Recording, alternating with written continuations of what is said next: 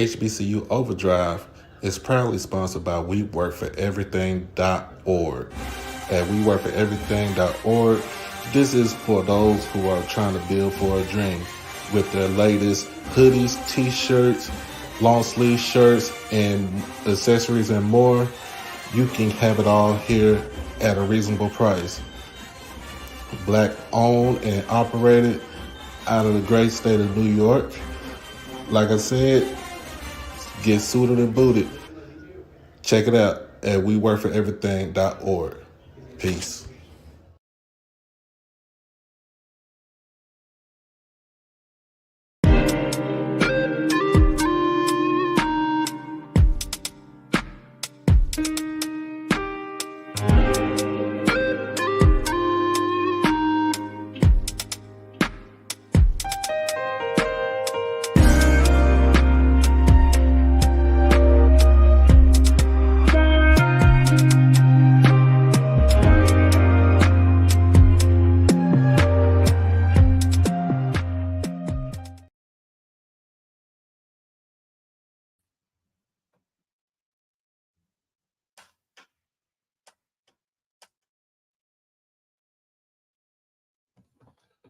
What's going on, everybody? What's going on? I'm just trying to check to see if y'all can hear my soundboard. If you can hear it, let me know. If you hear the clapping, let me know. If not, I'm just going to wing it.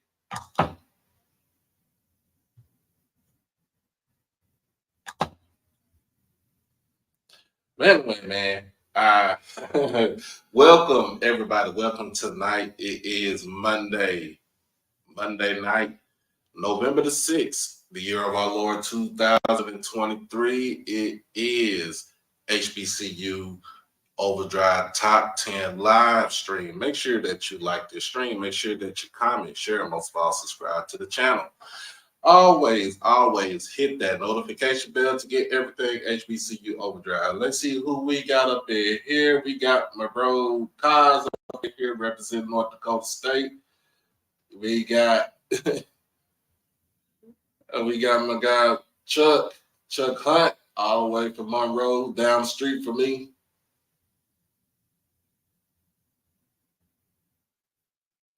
So it's a bad echo, probably my microphone. So hold on.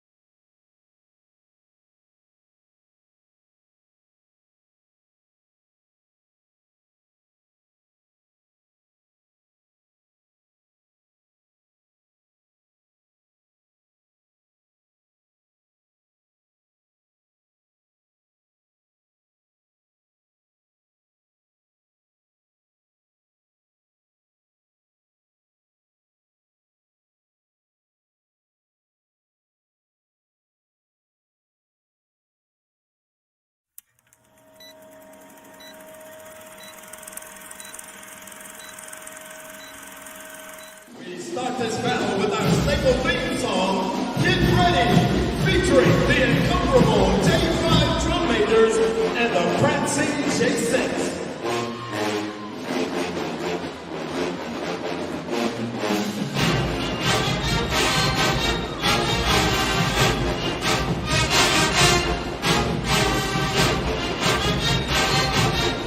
Check out those J5 drum majors.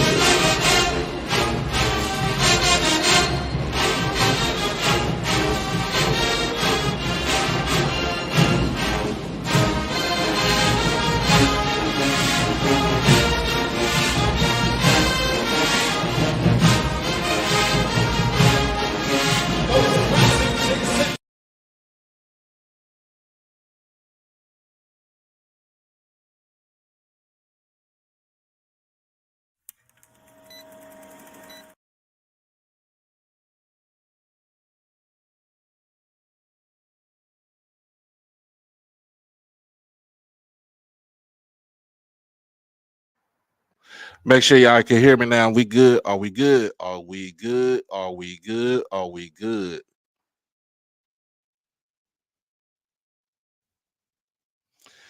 I'm gonna have to get some more. I'm gonna have to get another microphone. So I had to get another microphone. But anyway, y'all can hear me. How you doing, Miss Tyra Lynn? How you doing? Appreciate you. Everybody coming in. We got JTV Viz up in here. We got Ronald. We got Aquay, Miss Witt. Mr. Campbell is always up in here. So we got a full house tonight. Make sure y'all share this with folks. Let them know that we are on live right now. I know we got a lot of basketball games because college basketball season has started already. It started today, so we're gonna start getting into that once football season ends up. Once it ends, in a couple of weeks. But it's going to be looking very interesting as far as with the basketball season coming up. But yeah, I just want to put it out there that y'all check out your local HBCU. Don't matter if it's no matter if it's MEAC, SWAC, SIAC, CIAA, Sooner Athletic Conference, Gulf South. Just anybody that has an HBCU, go check them out for basketball. What's going on, Doctor? What's going on? What's going on? Hey, Dr. Lori, how you doing? So let's get up into this thing. You already know how we do it. We do this thing like church. Y'all already know. Got some announcements. We got the announcements to make right now. Make sure you become a subscriber to the YouTube channel. All you have to do is just hit the subscribe button on the outside of the chat. Or if you want to become a member, all you have to do is just message. And we got you covered. But if you also want to check me out on any social media platform, you can hit me up on Twitter and on Instagram at HBCU_overdrive. And you can also hit me up on Facebook at my actual name, David E. Smith Douglas. Somebody asked me, why do I have two last names? One is for my mother and one is for my father. So that's how I represent both of my parents. But this is how you get in touch. This is how you can keep up with me and get in touch with me and everything like that. I got a poll that's in the community chat right now. So make sure that you cast your vote up in there. Next thing we got the exclusive membership. You want to become a family member, all you have to do is just hit that join button. You get everything exclusive as far as when I do go on live.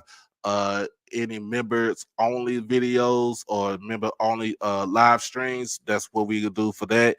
And so much more. So make sure that you want to do that.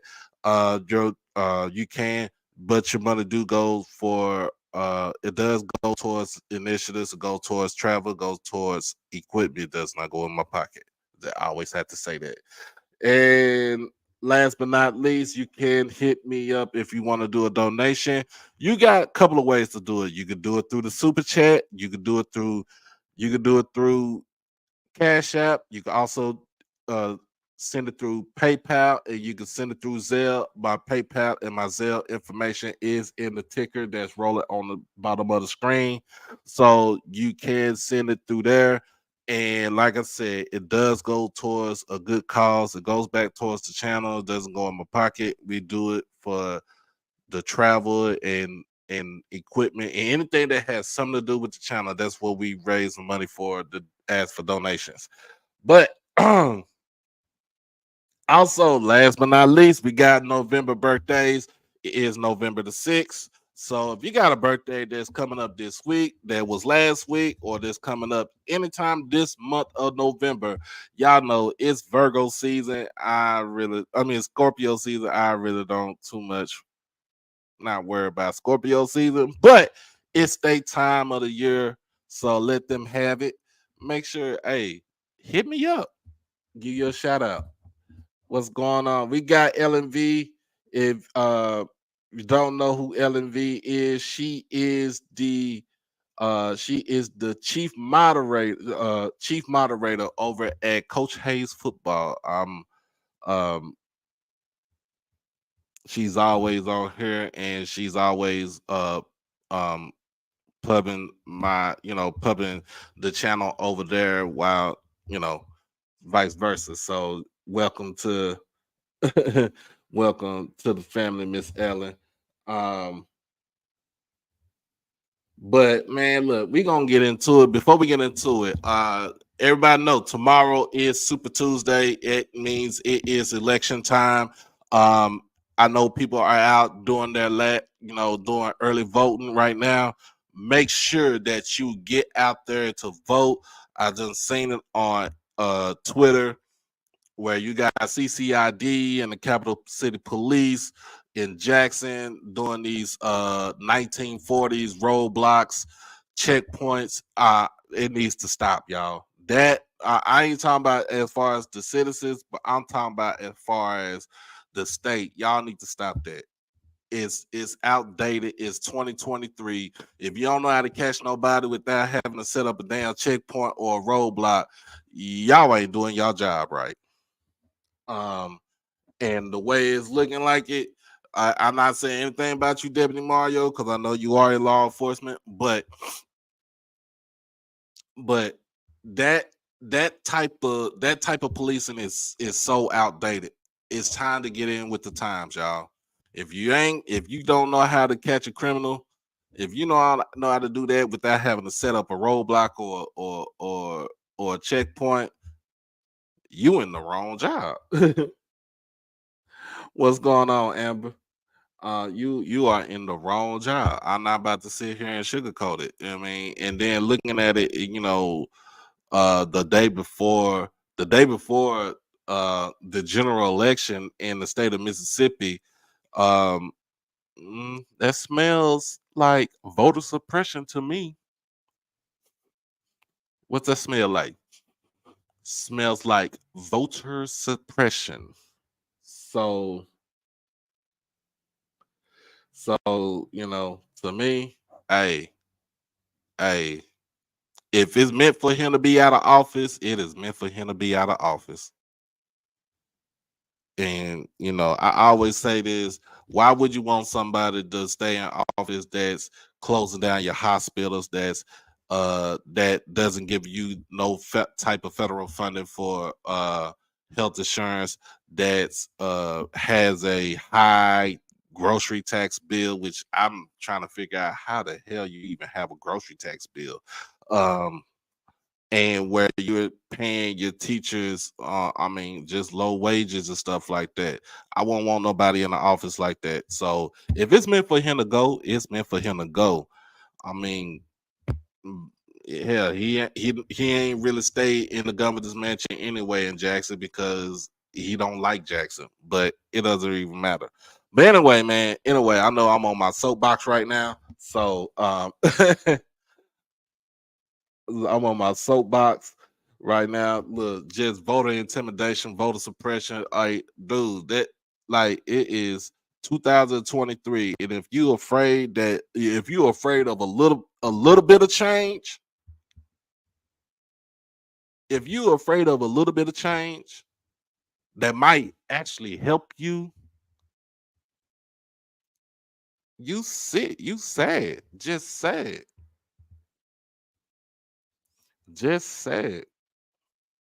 You know what I'm saying? Just sad. You in the same boat as a person of this color right here.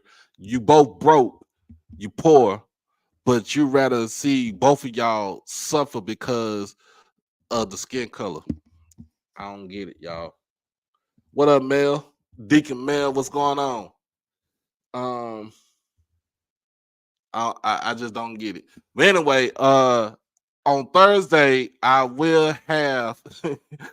I've been talking to my guy, but more likely on Thursday I will have the curator of HBCU Twitter Weekly, Mr. Nick Eden, on the show. He is a Alabama State alum, uh, from Gulfport, Mississippi. I will have him on the show. We'll talk about what made him what made him decide to do a weekly uh uh uh I wouldn't say broadcast, but like a newsletter, a weekly newsletter for HBCU Twitter. So so oh snap. Uh the boy Ashton said, boy, he gonna be 29. He gonna be 29 on November the 9th. 29 on November the 9th. Boy, I wish I was 29 again. That was a long time ago.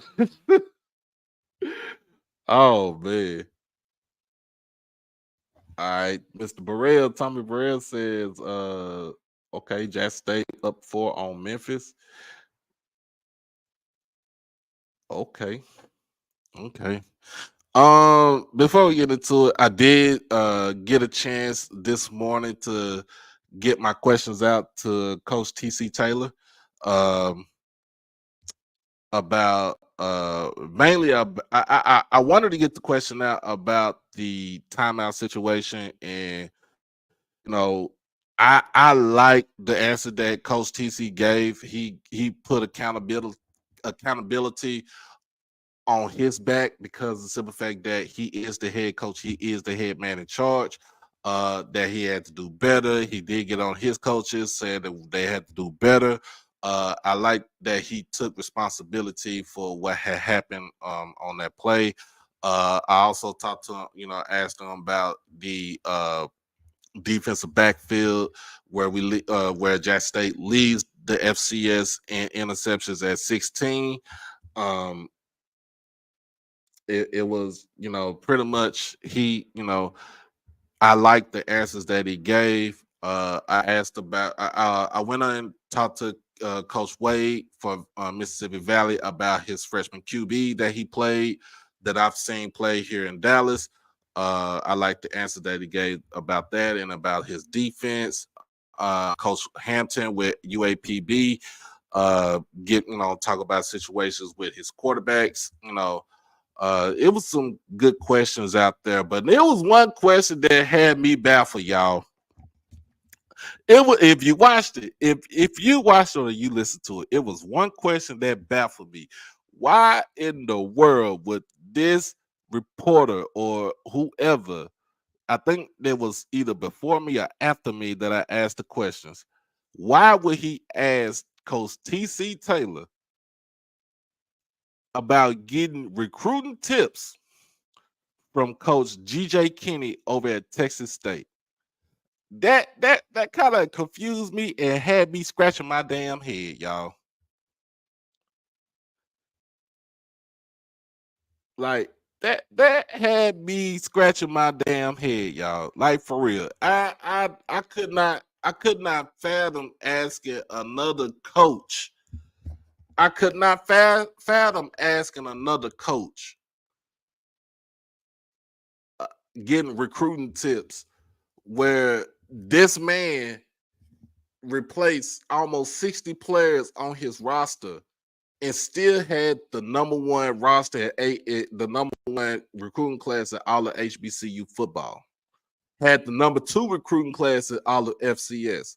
Why would I want to ask a man that of course he's in his first year, he's in his second year of coaching, but his first year at on the FBS level. Why would I want to ask him a question like that? I'm just trying. I was like, I don't know what made him ask that question. Like, what's going on? What's going on? It was a crazy question. Like, bro, why you ask that question? We already got throttled by them 43 points early in the season. We don't even want to speak on Texas State right now. They doing what they doing. We doing what we doing. We don't want to speak on that. But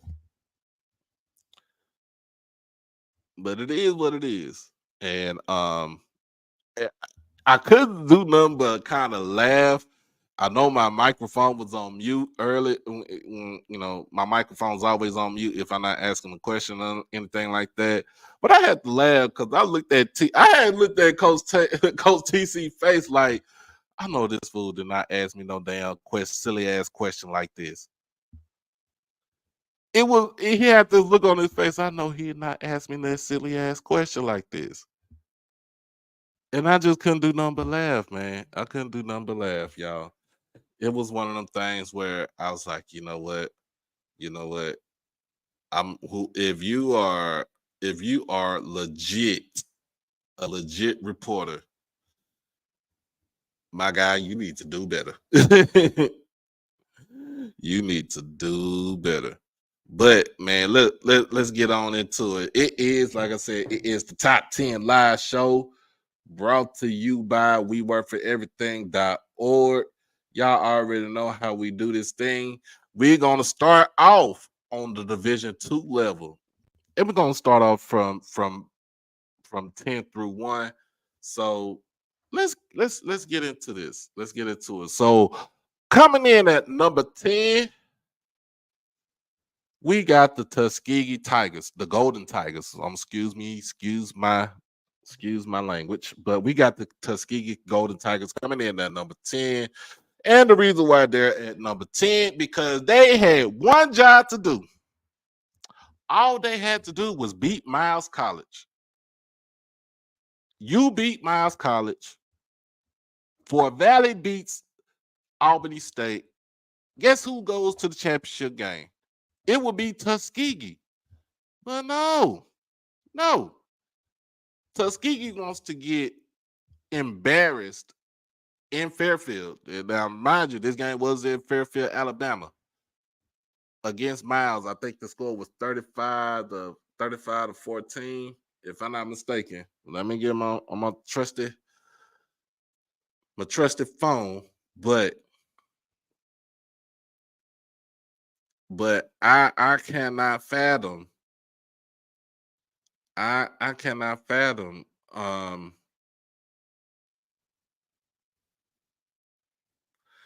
just giving up, like that, where you had a chance to get to the championship game. And even just to get to the championship game, you had a chance to even make the conference look so just chaos, total chaos. And you end up losing the game. You lost the game to Miles. So, and it, to me, that was more of in a sense, do I really wanted to see that rematch between Tuskegee and Benedict? I don't really think I wanted to see that. So Miles beat Tuskegee 35-10. They had one job. They only had one job. So basically, I had them at number 4 last week. So they dropped down to all the way to number 10. Now coming in at number 9, Coming in at number 9, we have the Virginia State Trojans. Now they were in my top 3 last week. And for majority of the season, they was in my top 3. But they took a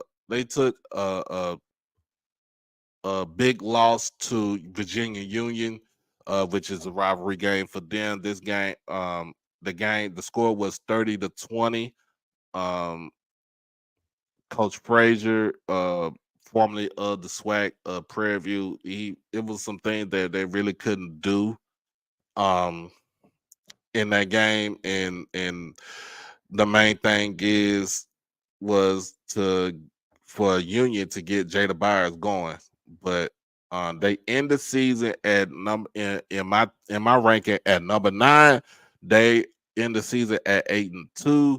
It is a wait and see to see who if they might be invited to go down to the Beach Bowl, which is the new bowl game for the D2 HBCUs. But gonna keep this thing going. We're gonna keep it going.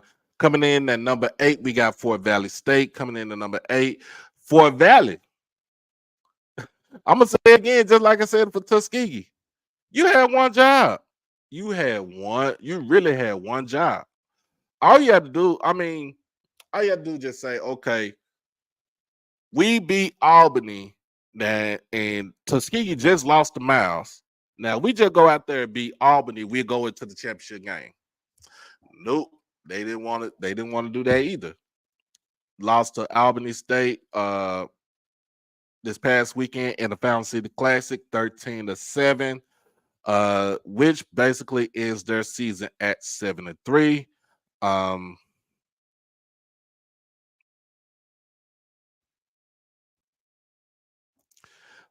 Just a lot of things that were going on. This was a low scoring game, defensive battle. Now the reason why so there was 4 teams that ended the season with 6-2 records and identical 6-2 record in the conference. Fort Valley was one. Albany State was another. I think, if I'm not mistaken, it was Tuskegee. Tuskegee was another team that ended.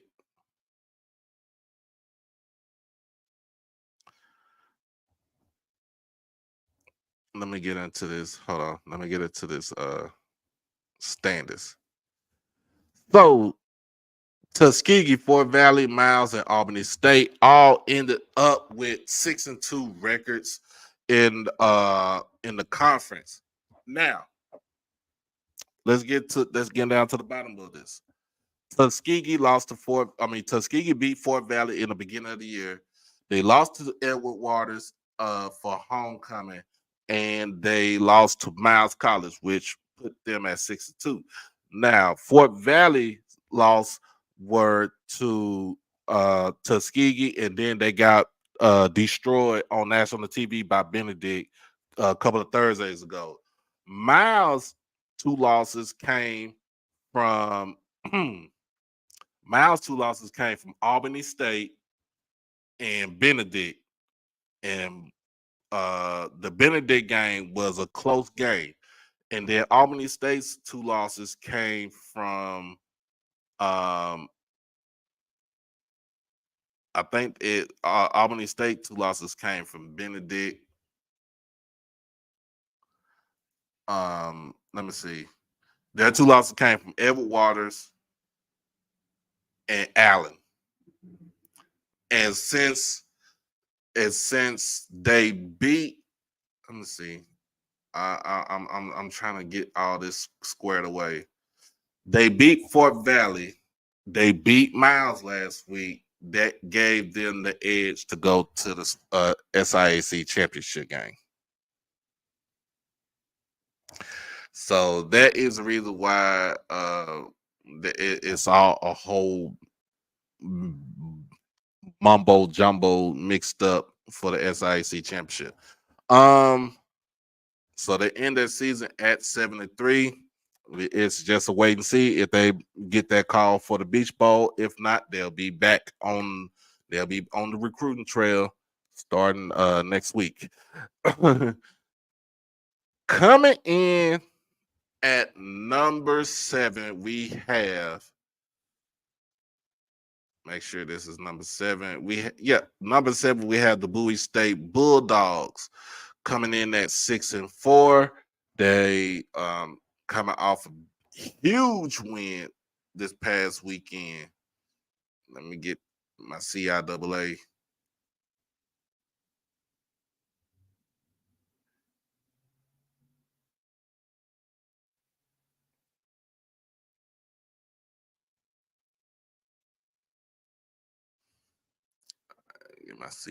me get my CIAA standings schedule.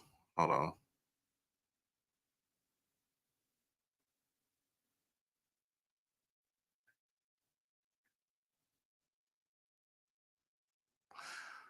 All right.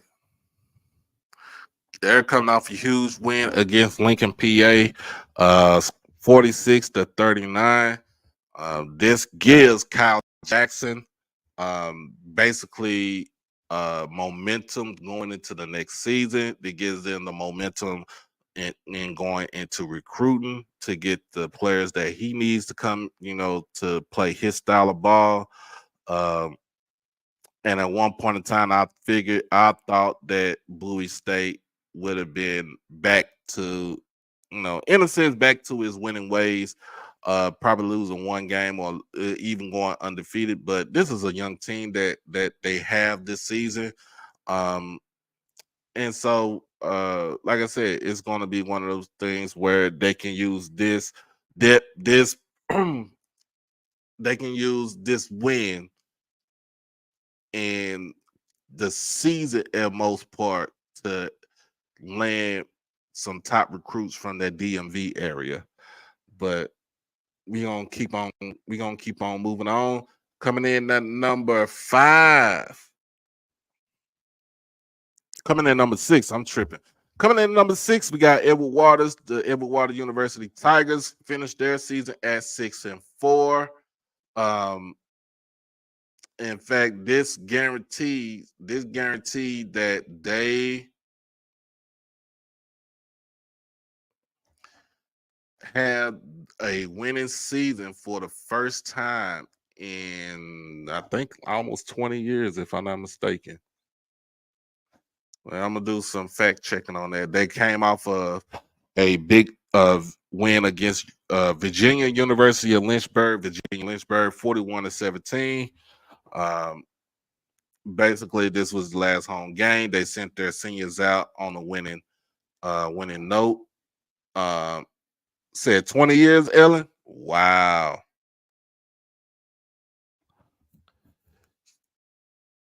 She said 20. It's been 20 years since Edward Waters had a winning season. So that's a good thing. This is a good tool to have to get recruits to come to the school also. I would say they would have to, I think more likely they would have to replace Jaron Russell, who is pretty much all world as far as QB goes. Second in the conference in passing yards with a little bit over 2,700 yards passing. Very efficient with the football.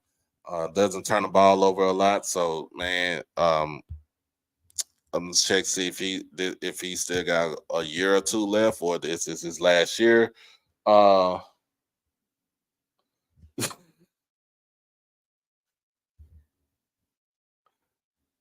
Why you have to show your age like that? Why you have to show your age like that? That's funny.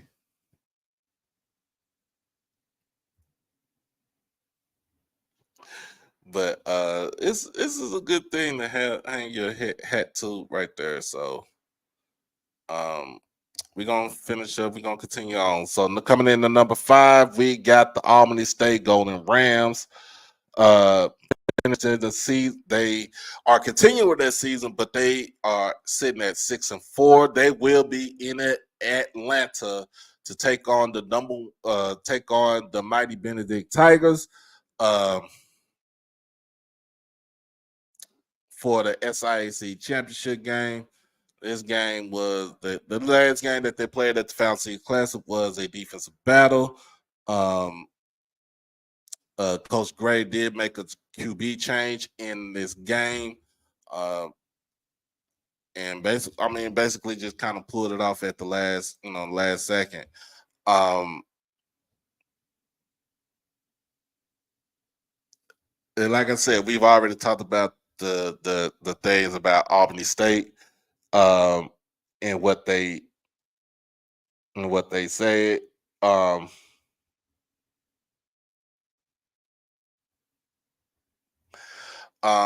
Just all the stuff that they got going on. Of course, Quinn Gray going into his first year. Like I said, with TC, this first year as being a head coach, running a program, and he's going to a championship game in his first season as a head coach. So congratulations to Coach Quinn Gray and Albany State. So we're gonna keep on moving.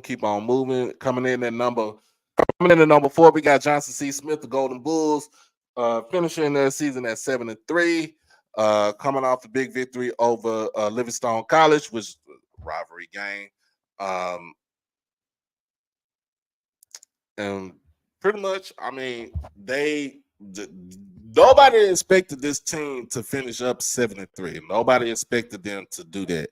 So kudos to JC Smith for doing what they did this season. Make sure that this momentum moves on to the next season, and see what happens after that with the recruiting and everything.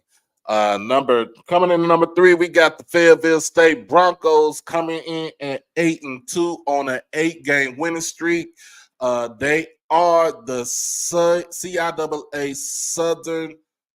South Division champs, so they will be in Salem, Virginia, to take on this team right here. Coming in at number 2, the Virginia Union Panthers. They are the winners of the CIAA North, so they will play Fayetteville State. This game will be at Salem, Virginia, this coming Saturday. I think this game will be on ESPNU, if I'm not mistaken. Make sure y'all check your local listings, and it's going to be a game. We got tale of two teams. One team in Union is pretty much ground and pound rushing attack, almost playing option football with one of the best running backs in all of the country in Jada Byers, and you take it on a Fayetteville State team who really doesn't do a lot of scoring for their offense, but their defense makes up everything else. Their defense is lights out. They don't mind winning games, ugly games like 13-7, 14-7, 7-0, and because it has happened with Fayetteville State, so they don't mind that.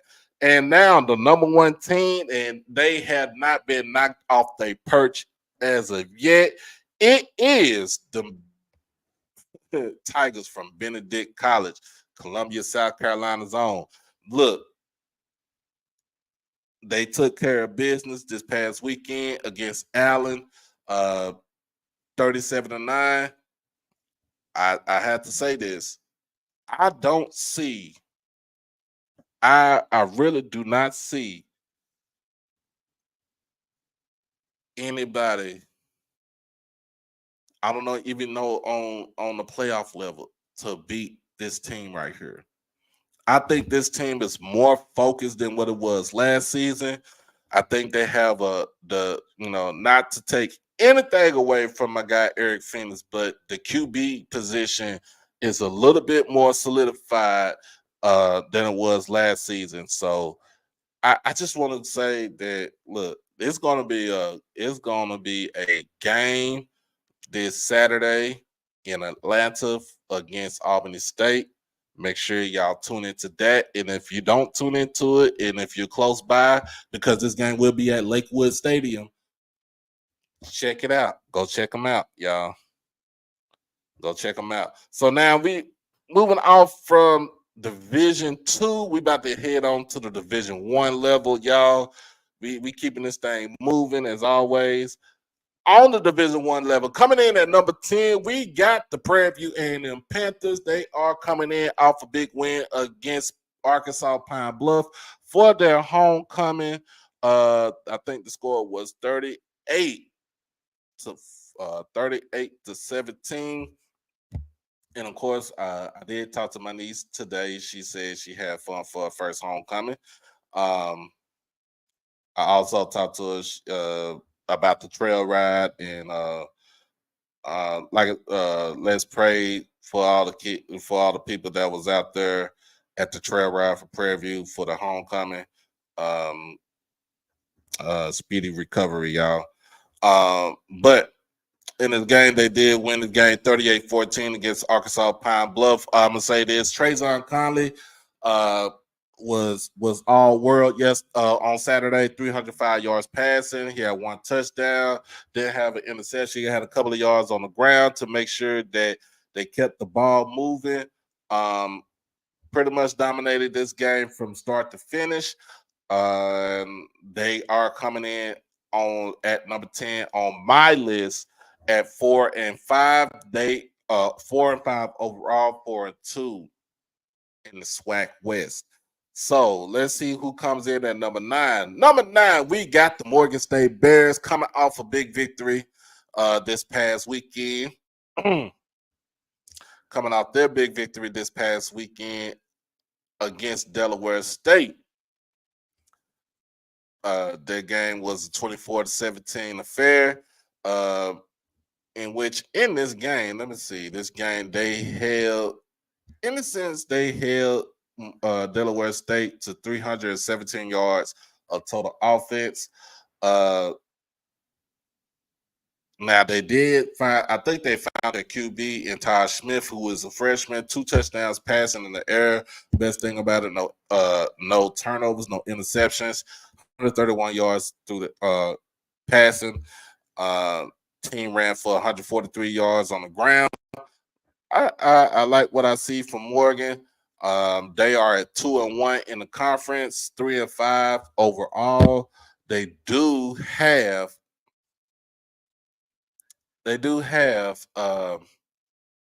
South Carolina State this coming up weekend, and then the following weekend is their last game against Howard. Next on my list, we got the Hampton Pirates coming from the CAA. They are coming off of a huge victory over huge victory over Maine, 42-35. Now, in this game, the main running back Elijah Butts did not play in this game, but it really didn't have to do too much of anything like that. But Hampton did run the ball for a little bit over 300 yards as a team. Christopher Zealous pretty much didn't have to do too much. Didn't have to put all the burden on his shoulders. It just went out there and played football. They are on, let's see, their next, let me see, the next game is this weekend at William and Mary. And we shall see what they do this weekend. What's going on, Hezekiah? Make sure y'all like the stream.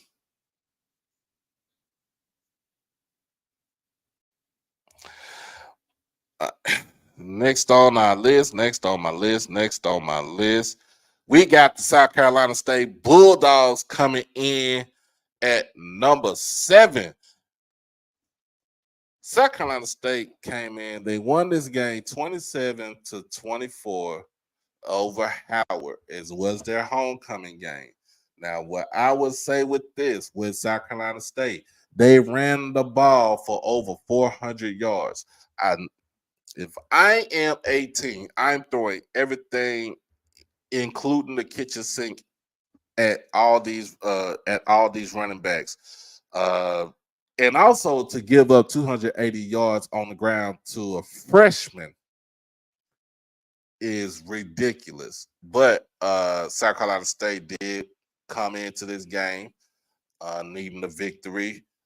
Corey Fields didn't look his best as a passer, but as a runner, he basically kept the trains moving on Saturday. That is something that what you want to see from Corey Fields. If they take away one thing, beat them with something else. That is what he did on Saturday.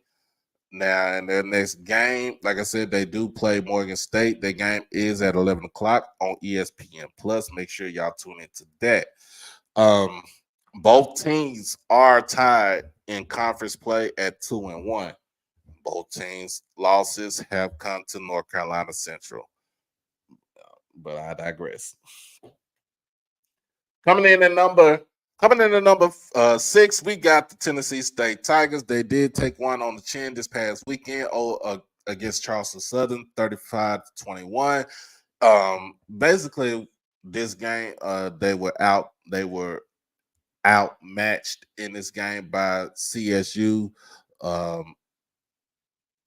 And we, a lot of us was praying that they won this game because it puts them in that driver's seat to get that auto bid for the playoffs.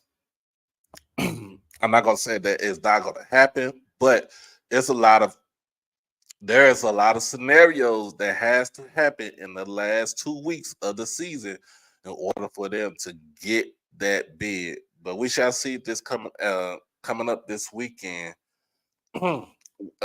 They go up against Eastern Illinois this weekend in OVC play. Coming in at number 5, we got them Hornets from Alabama State. They are all 5-3. They are hot. I'm telling y'all, 4 in a row. They are a hot team coming in on the East. They did defeat Grambling this past weekend, 17-6. Not a lot of passing from Damon Stewart in this game, but that defense, you cannot run. You cannot run on this defense. We talked about this the other day. Yesterday, can't run on this defense. They are fast sideline to sideline. They are led by Colton Adams, who bans the middle. If he does not get defensive player of the year for the conference, some ain't right. If he does not get player of the year for the conference, some ain't right.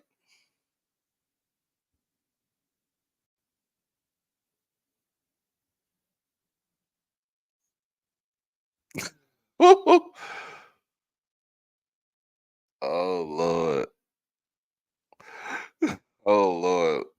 They got a date. They got a date this weekend. They got a date this weekend in the SWAC against Mississippi Valley. That game is at 2:00 at Mississippi Valley. It'll be. Make sure y'all tune in. If you don't tune in, I don't think it's on TV, but it might be either HBCU Go or it might be Valley State Sports Network. Make sure y'all tune in to either one of those right there. Next on my list, we got coming in at number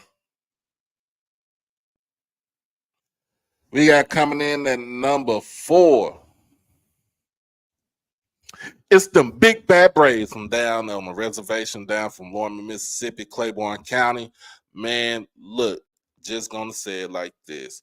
Coming off a convincing win over Southern University, 40-44. If I don't, let me make sure. Let me get this score right. I don't want to get wrong. 44-21, in which in this game, free safety Keenan Leachman had a fumble return for a touchdown and a pick six. in the same game. And congratulations to that young man. He was FCS. I think he was FCS Defensive Player of the Week. If I'm not mistaken, make sure that check to see if I'm correct on that. But I watched this game right here. I watched, most of it on Saturday. That was a poor showing by Southern on Saturday. That was a poor showing by Southern on Saturday. And the reason why I say that was a poor showing is because it's like they came in, thought the game was going to be nice, thought it was going to be good, because they went up first, and then it was all up from there. It was the bottom fell out. The bottom fell out from Southern. Aaron Allen had 2 touchdowns passing. 3 touchdown passing. He only had 1 pick. Had 263 yards in the air. Jarvion Howard had his usual 100-yard day yesterday.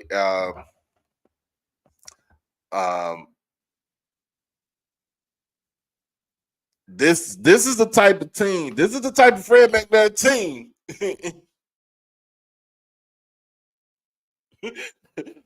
This is a type of Fred McNair team right here. Yeah, where's Mr. Ford at? Mr. Ford, if you're on here, I'm send up the link to the chat to come on. This is an Alcorn team that you do not want to face. And I'm being dead serious. I'm being dead serious. Alcorn team like this, where they are rolling, passing the ball, running the ball, and playing good defense, that's a team that you do not want to play right there. And in fact, they have the luxury of going on the road. Going on the road this weekend to Texas Southern. Now, let me tell you about this game right here. This game was supposed to be on Saturday, but because the MLS playoffs has started and the Houston Dynamo need the stadium because they are a host team, this game is moved to Sunday at 2:00. It's going to still be on ESPN Plus. So it's going to be moved to Sunday. Make sure y'all check that out if you're down in the area. But Alcorn coming in at I said 5-3. They're coming in at 6-3. They are on in fact, they are on a 5-game winning streak myself. In fact,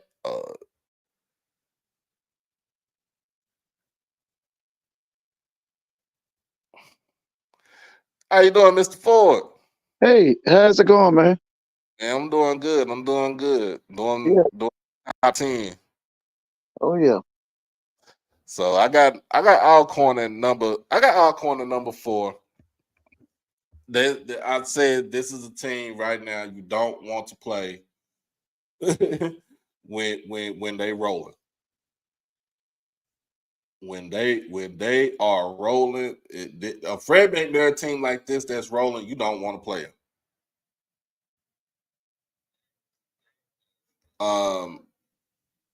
But the game will be on Sunday instead of Saturday against Texas Southern down in Houston, Texas. So that's a 2:00 kickoff. ESPN Plus. Make sure, like I said, make sure you watch it. If you're in the area, make sure you check it out.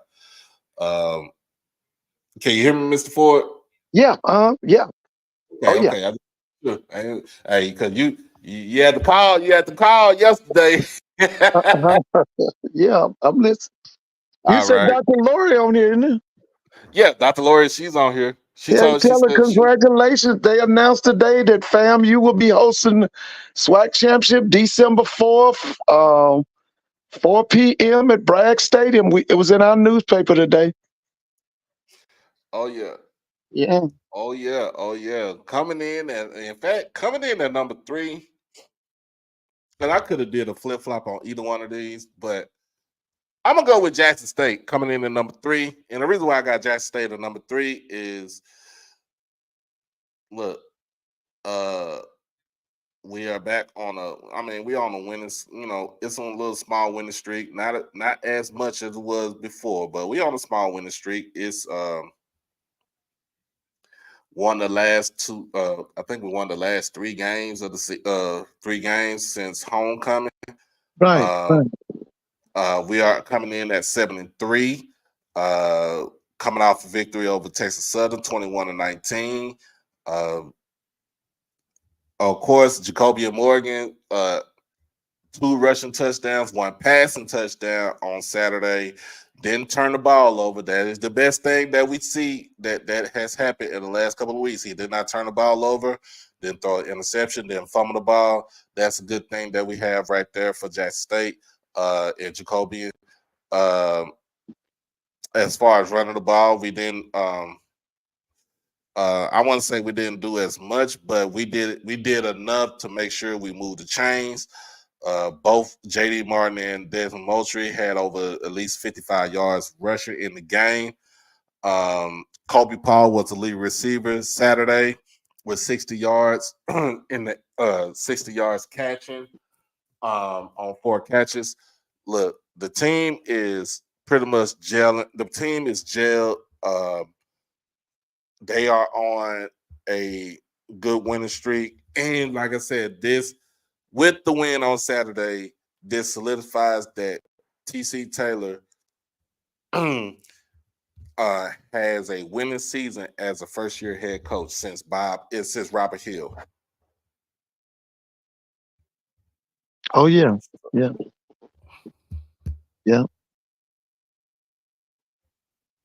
I think that the game at the Vet when y'all play Alcorn, man, that's gonna be a classic, man. That's gonna be a classic. I think it's gonna be a classic, bro. If I get a chance, if I want to get the chance to go, I'll go. But it's gonna be a classic, though. It's one of them things where you throw all them records out the window. Yeah, it's 2 former quarterbacks. Fred was a quarterback. TC was a quarterback. Both played for their alma maters. That's gonna be big. That's gonna be big. Yep, it's gonna be a sellout. How you doing, Dr. Lori? Hey, Mr. Ford. Hey, Doc, how you doing? Good. I've been looking for you. Yeah. Listen, I hope I can make it down to Tallahassee for the championship game. But listen, I'm going out in support of Rattler Saturday. Quinn Gray is bringing his Albany State team to Atlanta to play Benedict. Now, nobody up here is giving them a chance, because these people up here, they Benedict worshipers, man. They think nobody, Benedict has gone undefeated the last 2 years. Yeah. So they ain't giving Albany State a chance. Well, Mr. Ford, I wanted to tell you, it's actually going to be on December 2nd. Oh, it's the 2nd? Yeah, it's on that Saturday. Okay. On that Saturday, it's the 2nd, and at 4:00, like you said, but it's going to be December 2nd at Bragg Memorial Stadium. Yeah, I know y'all gonna pack it out. I know it's gonna be a sellout. Oh yeah, we're excited. We're trying to get our things together and trying to get my outfit together. Oh yeah. I know that's gonna be big. Woo. Let me finish this. I'm gonna finish this up. Okay, so I think I got number 2, and y'all might be surprised who I got at number 2. I'm surprised at your 3. I got North Carolina Central at number 2. I'm shocked. They the defending champ. That's the defending champ. They always say the defending champ is always number 1 until what? Somebody knocks him off the throne. Well, they had a difficult game on Saturday against Norfolk State, but I don't know, man. It was something that about it. It's like, okay, well, I know y'all gonna beat Norfolk. You gonna beat Norfolk. That everybody's beat Norfolk. Everybody's gonna beat Delaware State. You beat the brakes off Morgan. So it's like, I don't know. I had a hard time thinking about this because at number one, all right, I guess I can hear some SOS in my ringing in my head. So at number one, we got the Rattlers of FAMU at number one. Yay! Look, I had to say this. I talked about this. In fact, I was on the coach's call and I talked to Coach Simmons about it. I asked him, what was the difference between, starting off the game sluggish and slow to where now the last two games you started off fast and then let up. And he just told us like, just, they're locked in now, and they should have been locked in from the jump, but they are truly locked in, and they haven't made it, the mistakes that they was making early in the season. So I got FAMU at number one. They're coming off of demolishing Alabama A&M 42-28. Don't know what's gonna happen with Connor Maynard, but we gonna keep that. We're gonna put that as another show right there. But in this game, look, the offense, defense, special teams all play a part in this game right here. Jeremy Musa wasn't the prettiest of stats, but 245 yards in the air, 1 touchdown, 1 interception. They basically got the chains moving. Now I did have a little doubt in my mind that when A&M came back in the first quarter and made the game 17-14, I was like, okay, all right, now what FAMU about to do? Because they gonna get this game up, or they gonna keep their foot on the gas, and they basically put their foot on the gas, and pretty much, hey, they are my top team for this week. Now they got a game against that ain't a junior college, the little high school team called Lincoln, California, which is from what I heard, it's a predominantly black institution that's out of Oakland, California. The game will be at Bragg Stadium this Saturday at 5:00. So I don't think nobody's watching. Nobody not gonna watch that. Even I really don't even know how many points they gonna score on these dudes right here. But make sure y'all watch the game, and then the final week, y'all already know the last week of the season for FAMU is against Bethune-Cookman. Throw all the records out the window with these schools right here, because they don't care about the records. They just care about beating each other up. But that is my top 10.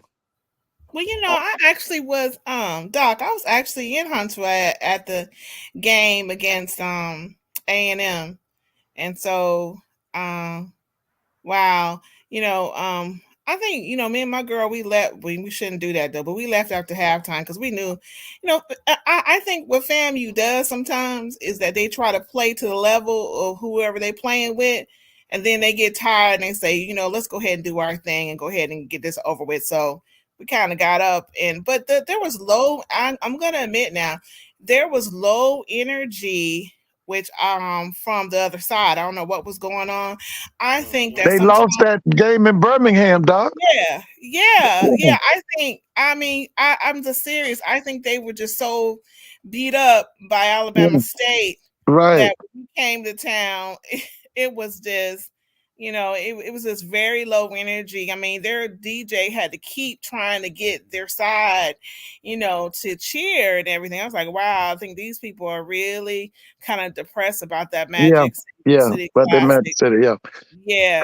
You see, when you lose that Magic City Classic over twice, they start talking about getting rid of you. See, that Magic City Classic determines the livelihood for Alabama State's coach and Alabama A&M. And you lose 2 in a row, somebody got to go. Yeah, but when you look at the series, it's been almost 20 years since the Marching 100 actually came up to. Yeah, I heard him say that. Yeah, to Alabama A&M, and the last time that we lost to Alabama A&M was in 1979. So it's been a long time since we actually had an L playing them. So right. So it was just a done deal. But I want to step down so I can listen to you all more because I like listening to you all talk. But I did want to make an announcement to you, Doc, Yes. that I want to make sure with this fundraising thing that we're doing for you to attend the SWAC challenge, the game. I know we started a challenge for you, but I just want to make sure you understand that we need you to be there. So I went ahead and I will send you confirmation, but I already paid for your hotel room. Oh, no, you didn't. Yes, I Oh, did. I went ahead and oh, made that decision, and I went ahead and got it taken care of. So I put you somewhere nice because I ain't gonna put you in no rat I infested know. place. Right. So I got you. I went ahead and got it all done for you. You have room for it's really nice, for you and your wife. Right. There's a 2-bedroom, fireplace, everything got you near. So I went ahead and paid for it all, and I will send you the confirmation because I need you to be there. Yeah, And God is good. I do not need money to be a deterrent for you. Right, So right. I just want to tell everybody, let's try to pitch in for him to transportation, but your room is taken care of. And guess what? Listen, I've been in college before. I know you're not in college, but sometimes. So I got you a place that y'all can go to the grocery store and get some food and not to eat out, and y'all can make some food and everything, whatever. And like I said, my family, we have a big tailgate, and I think we're gonna have some now, so you can always stop by and get some food from us. But yeah, I took care of that, and I do not want this. I'm a private person. And I don't want to tell everybody what I do for folks, but I just want to let people know you ain't got to worry about that. I took that aspect out. So that means that you don't have to worry about getting no hotel room because I wanted to make sure that it was taken care of. And so we got you an Airbnb, and I went ahead and paid for it all. So you good to go. So you don't owe nobody nothing, okay? So you're there on that Friday and Saturday and leaving out Sunday. So you ain't got no excuse now, bruh. That's right. That's right. You gonna go ahead and come on and do what you need to do, and okay. So I just want to let you know. I Oh just want yeah. to let you know that. So don't worry about that getting a whole. And we worked it out. I worked it out, and it's you all good, okay? Yes, ma'am. All right, so I'm gonna listen to now, Mr. Ford. Now you got to tell us the historical Oh stuff yeah. about FAMU going against North Carolina Central. Remember, we are winning. We have won the series right now. I mean, we're in lead. That means that we played North Carolina Central. I think it was the last time was 2019, and we won. So when people say that FAMU cannot beat North Carolina Central, that's not true. We're leading the series right now, so we're gonna keep focused. And this is the year of the Rattler. Oh yeah, that's right. I'm telling you, this is the year of the Rattler, baby. Yeah, it's the year of the Rattler. This is the year of the Okay, all Rattler. right. Okay, so I'm gonna step down to the chat and listen to you y'all two talk. That's why I love coming and listen to Doc and you talk. Thank you. Listen, God is good. Yeah. Okay. Yeah. Okay. Okay. Man. Yes, God is good, baby. God is good. Amen. Shoot. Now, y'all, we gotta get this money raised so I can get down there, y'all. Yeah. Yeah, that's right. She already took care of Yeah. the main part. It's time to get down there. So I can't. I'm not about to sugarcoat anything, but we gotta try to raise this money right here to where we can get to Tallahassee, y'all. So now, Doc, you gonna fly down or you driving? That's a good question right there. Right. That's a great question because me and flying, I don't do flying like that. Yeah, that's like my aunt. My aunt them to do no flying either. So you would have to come from Dallas. Would you go down like through the Panhandle, Mobile, over to. I, I Would you be I'll on I probably 10 or what do you have to do? so I mean in actuality I could go through Jackson, cut down through 40 on 49 through Hattiesburg to get to the Right, coast, right. then drive from the coast down through there. That's right. So Uh that's 10, right? Isn't that 10? yeah, that's 10. Yeah. Right, right. Okay, okay. Well, really, you ain't got no excuse now, dog. She done did it for you. She done did it for you, bro. That's a blessing right there, man. So you ain't got no excuse. You got to do it, man. I told you Oh, they know about you. I told you that. Shoot. Listen, let me tell you again what my folks told me to tell you. They want yes, you to sir. add the phone component so people can call in. They told me to tell you again. Yes, sir. Oh man. And to Dr. Strong, man, I appreciate you. I appreciate everybody, y'all. Oh, yeah. It's just, man, something like this just, I mean, I ain't saying it just don't happen, but it's one of them things where you wouldn't think it would happen, Hey, man. but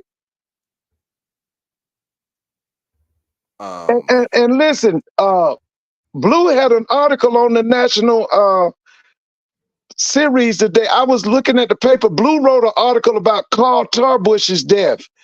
Blue, mm, I saw it. You wrote a good. Wasn't that you? Didn't you write that article? Carl Torbush, he You was, know, used to be the head coach at North Carolina, and he was defense coordinator at Alabama. No, he died. I think he died up in at East Tennessee State University. wow, that's crazy. Nah, I ain't know about that. Yeah, I think Blue wrote an article. It was on the.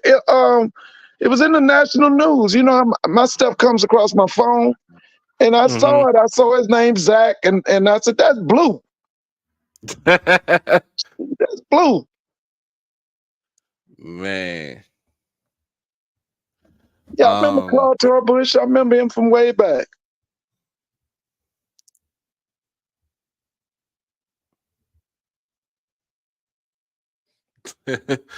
man. So he said he wrote that once today for Athlon. Yeah, yeah, I saw it. I saw it. Hmm. And when I read, I said, "That's Blue." Yeah, I remember Carl Tarbush. I remember him when he's North Carolina guy. I remember him. But yeah, oh yeah, let's go ahead and continue on. Let's continue raising these funds, y'all. Y'all just don't know, man. This don't get y'all to put some money up in this thing right here. What she just announced and what Dr. Strong just announced, man.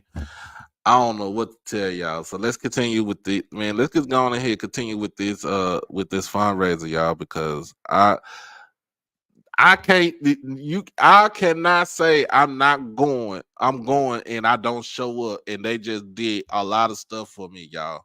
There you go. You have no excuse. In fact, I know my mom's at work. I had just talked to her on the phone earlier, but that just made me want to call my mama right now and just tell her what's up. She probably listening. Ain't she listening? She at work, so she really Oh, don't yeah. listen. Yeah. She listen when she get home. Oh, okay. Okay. We got a question for you, Mr. Ford. Uh huh. Said Mr. Bradford. He asked, "Do you think Grambling and Southern will bring back their head coaches for next season?" I think Grambling does now. If uh, you know, the alarms are hot down there in Southern right now, man. It's kind of like a civil war. I Hmm. believe if he loses that Bayou Classic, he's definitely out. Who is Uh, uh, that? uh Dooley? Dooley, yeah. Yeah, if he loses that Bayou Classic, he's out, man. But I think he's already personally. Now Southern has changed. You know, I was really into Southern back in the '80s, and when I was at Grambling and everything, because you know we used to love to go to Baton Rouge, we loved to go to Jackson, we would love to go to Montgomery and like that, and go to Houston and all that. but I knew more about Southern back then. Now, the old Southern, he gone. It's a new Southern down there that I don't know those people. Like they got a president. I haven't felt his pulse yet. I don't even know if he likes sports or is he against sports. Now I know Roman Banks, who I think is responsible for all the fact that program is failed. Because I tell everybody, Dooley didn't tear up that football program. Roman Banks tore up that football program. But answer the question, I think he's gone, man. I think he's gone. I think if he don't win, even if he don't win this weekend, because he got who does he have this weekend? He got a Prairie View this weekend. That's in Baton Rouge. Where is that? And no, they don't have Prairie View. They have in fact, let me see. They are they got Prairie View. It's in Baton Rouge. Okay. I think the key game that's going to determine his future is going to be the Bayou Classic, man. If he loses that Bayou Classic, man, I think he's out, man. You know, I listen to you listen to Carlos. You know, I listen to Carlos Brown them every week. Carlos Brown. I listen a little bit of Carlos Brown. Listen, man. BJ and them tore up, man. And see, I know. Oh no, BJ told me some stuff. No, they tore up, man. They tore up. That's why I said if he loses that Bayou Classic, I think he's out. I think he loses a Prairie View. I think he's gone. I think that what they're gonna say is, it's some games you did not get done. The way the program has been going since you got here is not going the way that we had envisioned. Yeah. Now let me say this now, Doc. I was for him getting that job. But one thing I realized in that first year, that job was too big for him. Mm-hmm. That job was too big for him. But I was for him getting that job. I was elated. I was happy. I had talked to Dooley when he first got the Prairie View job, but I just thought the job was too big for him. Right. I think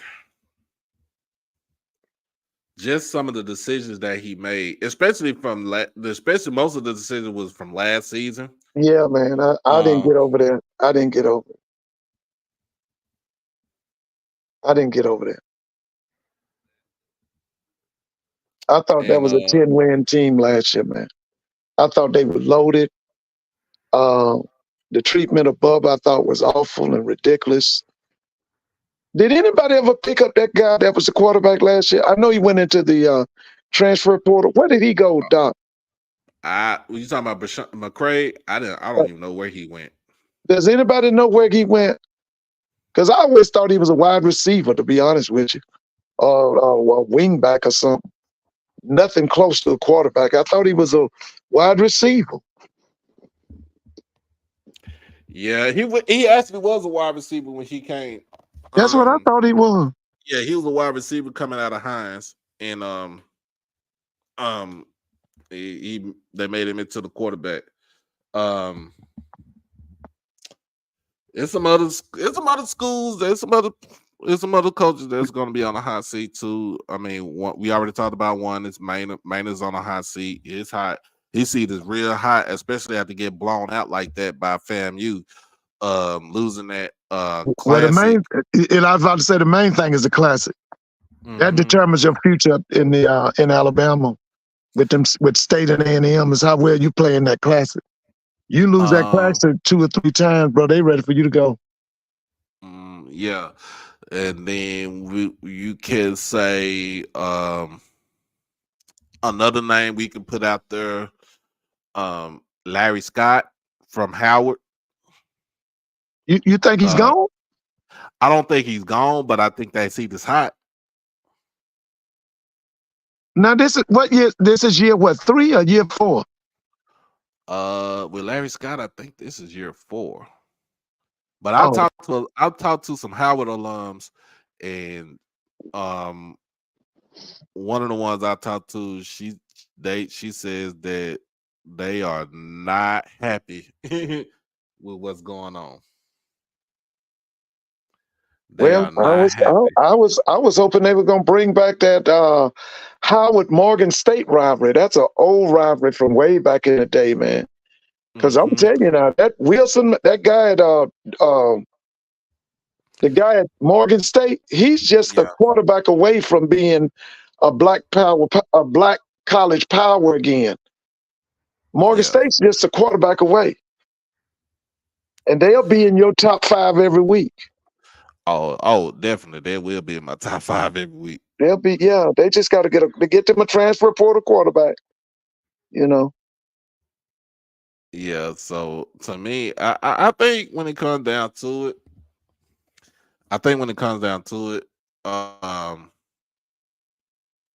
he want. I mean, the with the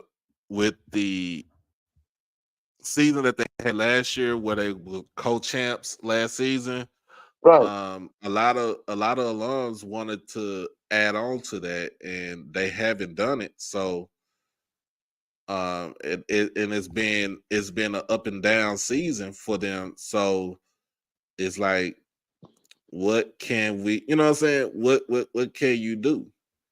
Now, I still think that they can get better at quarterback. I saw some talented players. I watched the Howard Hampton game, and I was really impressed with Howard in that game, even though they lost. I just thought that if they could, I think Howard's kind of like Morgan. They got to go get that big time quarterback. That kid right there, you know, he had to be coached a certain way. Yep. I thought they should have utilized his legs more because he could run the ball. He can. His throwing wasn't great. He was very inaccurate. But I just thought that the main thing with Howard this year is that they didn't have that superstar quarterback. They didn't have that Jay Walker, that Ted White, that what that boy was named, Greg McGee or whatever his name was. Greg McGee. Yeah, they didn't have that. If they had that with that offensive line, with them running backs, with that defense they had, listen, man. Hey, I just think they go get the quarterback. Morgan State's got to get that big time quarterback. Howard's got to go get that big time quarterback. Right. And as far as Larry Scott, it's too early, man. Oh no, it's too early. Okay. I see not him yet. building. So not yet, though, right? Not yet. Not yet. I see him building. Now it's just that you got to understand that Wilson came in and put some things together quickly because he knew the area. You got to remember, he's a DMV guy. He's from that area. So things came a little bit easier for him than it did. Because Scott, I think, isn't he a Floridian? Where's he from? Didn't he go to South Florida somewhere? I think he came from South Florida, if I'm not mistaken. Yeah, that's what I'm saying. It was a little different. But no, I'd like to see that Morgan-Howard rivalry come back because it was kind of hot for a while. Well, they play on the 18th, so I'm gonna be honest with you. I'm gonna go with Morgan, man. I'm gonna go with Wilson, man. Because like I tell everybody, y'all better beat Wilson now, man. Y'all better beat Morgan now. Because baby, let me tell you something. Morgan finna put some stuff together, man. They fixing to put some stuff together, man. That guy's a quarterback away, man. Yeah. Hold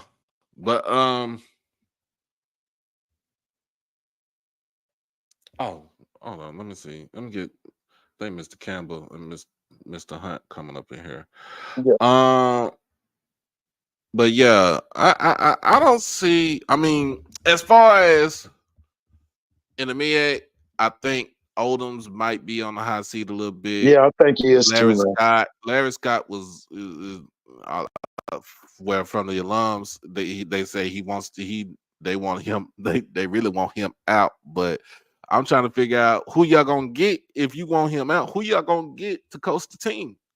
Now who is this? Now this is Norfolk. No, Howard. Yeah, I think that's premature, man. I see what he's built. He brought in some nice pieces, man. That guy brought in some 3-star linemen. Listen, that guy's doing a good job, man. Like I said, he just got to get that division, that Power 5 quarterback with a little experience. You know, like I say, go get the Jay Walker type. Go get the Ted White, that kind of kid. He gonna be all right. I can see what he's been. But let me ask you this question, Doc. What is the date for next year's FAMU Jackson State game? When is that? And what's the date on that? I haven't heard what the date is gonna be, but I know it's gonna be like a mid-October or late October. Right. Early And so November is it game. in Tallahassee or is it in Jackson? We gonna be in the Jack. You're gonna be in Jackson, right? Mm-hmm. But you don't know the date on it. Don't know the date on it yet. What's going on, Mr. Campbell? Going on, Ronald? Chuck? Yeah, nothing much. It's just a long day of work from 9:30 until 4 out after 4 o'clock. Yeah, I'm worn out. It's great to be able to tune in to you, just relaxing, watching an NFL game and watching LSU and Colorado women's basketball game. Yeah, Okay. has Deion Sanders' daughter played?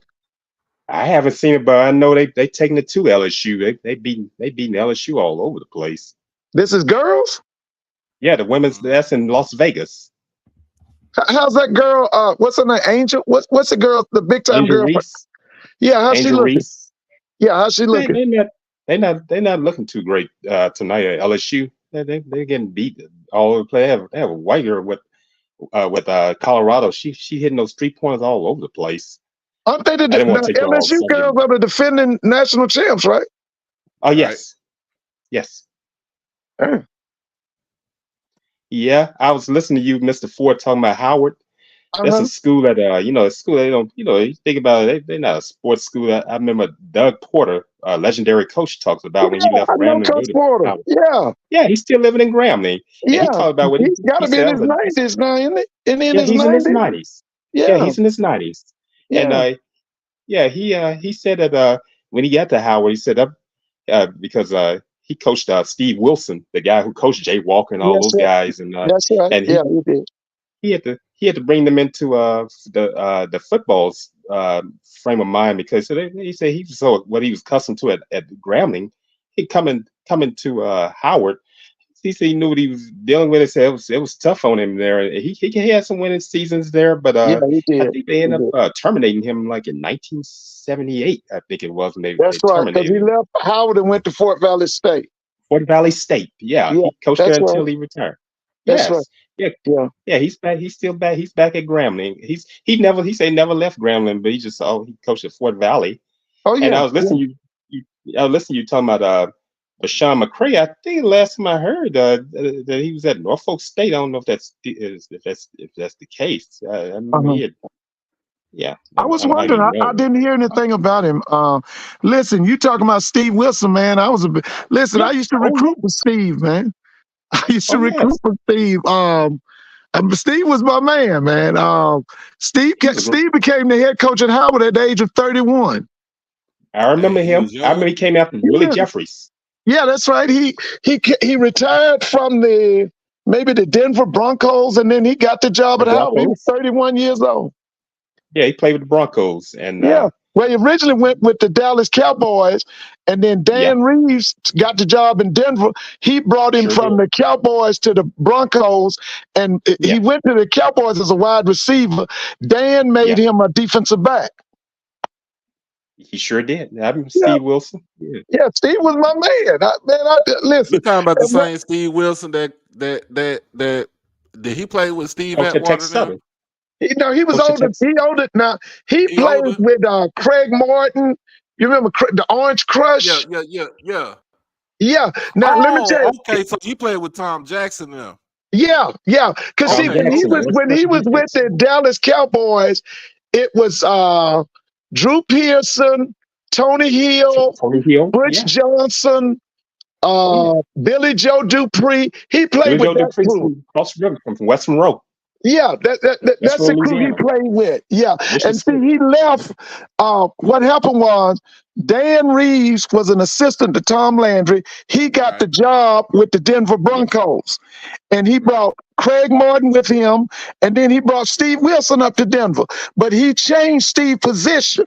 He took him from wide receiver to defensive back. Yeah. Ooh. Yeah. Mr. Campbell, what's going on? Hey man, I was just letting them how you doing, Mr. Campbell? I'm good. Can you guys hear me? Yeah, I can hear you quite well. Hey, listen to your comedy. Yeah. So Doc, listen, I wanted to first of all say once again, when people from FAMU, we don't care what school you went to, whatever. We always believe in one thing, and one thing most important. We all are one HBCU. Right. That's all that counts. You know, a lot of people, they get caught up in all that silliness. I'm too old for that because, like I say, I got family members that went to over 25 HBCUs. So why am I going to sit back and hate one HBCU when I got 25 relationships with them? Not counting the ones I've sponsored. Yeah. So with that being said, I saw Dr. Lori has gotten your hotel. She's a great woman. And it looks like Dr. D's got you travel. So when I'm going to make sure, because see, you can't come to Tallahassee if you can't get in the game. So I'm going to make sure you got the game tickets. So I'm going to take. I'm going to take care. Congratulations, Doc. I'm going to take care of your game tickets because you need to be sitting right next to me when I go down there with Willie to host that trophy up. Because you know I'll be down there hosting that trophy up with Willie. You know how I got relationships like that. So yeah, man. Yeah. So what I'm going to do is I'm going now, but you know, again, I'm from Jackson, so I'm going to challenge all these Jackson. I'm going to challenge all these Jackson folks to step your game up. Because there's a reason why the Rattlers say we brag different. So I'm going to ask you all over there on 1400 Lynn Street to help your JSU. Y'all keep saying this is a JSU channel. Well, make it a JSU channel then. Support that brother. So I'm challenging you all. Because like I said, one thing about it, y'all know I put my money where my mouth is. Bottom line. So like I say, us Rattlers are challenging you Tigers to support because it's not about the school. It's about we need platforms like this. Right. Because I'm going to say this once, I'm going to say it 1,000 times. I was in school when Deion was down there at Tallahassee. You know who the people that was defending Deion? It was FAMU folks on AM radio because we didn't have an outlet like Doc and Timona and Ken and Scotty and all these other YouTubers. I didn't have that growing up. So I support all these channels because we need to empower them because this is for us by us. Yeah. So we got to support this. We need our people there that look like us that are going to tell our stories. So again, it is a friendly jest, and I'm messing with my Jackson folks because, like I say, everybody knows I love Jackson State and I love Jackson. But I want to see my people here supporting and covering these games, so he can come back and tell us why we started slow, even though we won. Right. That's okay. Oh, yeah. We know you're gonna do that. Now, Mr. Ford, I got one thing. I got one last thing. Now, the number 15 ranked receiver, Jamari Sharee, told me to send you a message. He's number 3 in receptions in the SWAC. So just to let you know. You're right. He wanted me to remind you of that. I did. I underestimated that you said he was the 15th best receiver. So we rather didn't forget that. We got that on the bulletin board. We wanted to remind you of that. Okay. We want to remind you of that. So we appreciate, like I say, with Mr. Ford, like I say, you know, me and you go way back. And like I say, like I told people, Walter Payton ate in my grandmother's kitchen. Again, Tremaine Johnson, that was my favorite player growing up. That's right, baby. Tremaine Johnson. True. Hey, number 2. Louisiana. Yeah. That was my favorite player. So like Baker or Zachary? Baker. He was Baker. That's right. Number 2. Number 2. Baker. Now he played with Doug Williams' younger brother, Mike. Yeah. Mike. Right. And he came right after them. Yep, he did. Yeah, and then he went to the Chicago Blitz and then played in the NFL. Now y'all don't remember Big Bird. Big Bird then was from Bogalusa. You remember Big Bird? Big Bird, yeah, Robert Smith. That's right. And then you had Barker. Remember they called him the Trees of Terror. Yeah, the Trees of Terror. That was a tough defense. That was a true Grambling defense. The Trees of Terror. Trees of Terror. Yeah, the guy that was defensive line coach was my father's roommate at Grambling, Ernest Sterling. We called him what he had a nickname. He was a Dallas Cowboy. Monster. That's right. Now, Monster passed about 2 years ago? Yeah, like 2 years ago. Yeah, he and Dad were roommates in college. Oh, I love Monster. Listen, I used to talk to him a lot. Him and Coach Melvin Lee, they were very receptive to me. I used to talk to them a lot. From New Orleans. Yeah. Melvin was actually Coach Rob's right-hand man. That was his right. That man. was his top. Yeah, Oh, yeah. That was his, that was his right hand man. Yeah. So Doc, I'm just gonna, like I said, once again, I'm proud of you. You know, me and you talk offline a lot, and I'm gonna keep telling you, like I always say, keep the main thing the main thing. Yeah. And like I said, if you do that, you'll keep growing this channel. People will keep supporting you and keep listening to you. So again, I'm gonna sit back and watch my Rattler start off slow. Yeah. But it don't matter. It's not how we start, it's how we finish down at Tallahassee. That's how we the #1 public HBCU. So I'm gonna leave y'all with that. All right, y'all have a good night. Oh yeah, man. Good night, Mr. Campbell. All right.